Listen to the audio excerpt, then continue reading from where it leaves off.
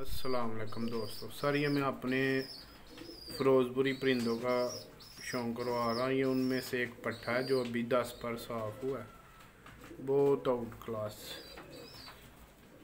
तो अल्लाह के फजल से बहुत नया परिंदा, ये भी फॉर शौक है, नॉट फॉर सेल है। और उड़ान में सियान में इन्हें मैंने काले मुंह में क्रॉस दिया, और भी ज़्यादा अच्छे हो गए। ठीक है फ़िरोज़पुरी। तो जो दोस्त चैनल पे नए हैं, चैनल को सब्सक्राइब जरूर किया करें, अपने दोस्तों से वीडियो भी शेयर किया करें यार, ये तावन होगा आपका। ठीक है।